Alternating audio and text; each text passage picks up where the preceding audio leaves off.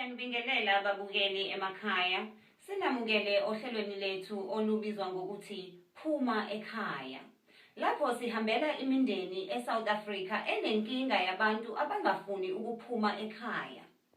Sithi siyacela bantu baseSouth Africa, uma ningumndeni onenkinga nomuntu osemdala, osebenzayo, onayo imali, noma kungathiwa uhola imali yeqolo, noma unayo imali uyithola ngezindlela zakhe ezingumshosha phansi.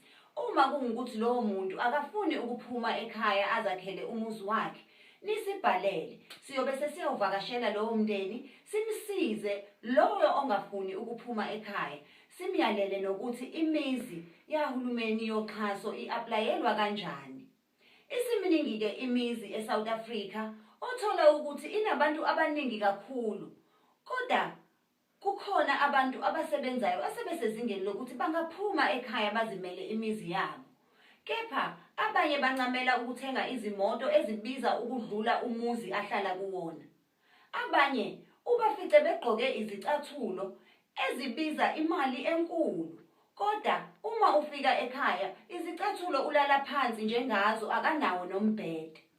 Kulolu hlelo-ke siyabasiza bonke abantu abanenkinga yokuthi bathande ukuthi imali yabo bayisebenzise ngezinto ezizobukwa abantu esikhundleni sokuthi balungise isimo sabo sokuthi baphume ekhaya.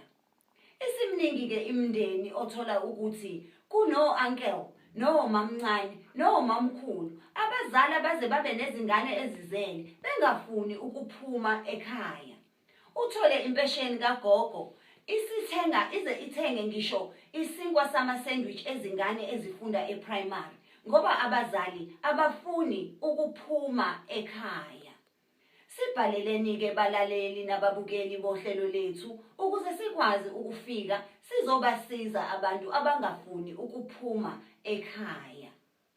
Sekukuningi-ke uthola ukuthi kuba khona umuntu onayo imali, kodwa uncamela ukuthi aphume njalo ngama-weekend athenge iziphuzo ezibizayo ukuze ashuthe, abukwe umhlaba wonke, abukwe nabangani bakhe, kodwa akafuni ukuphuma ekhaya.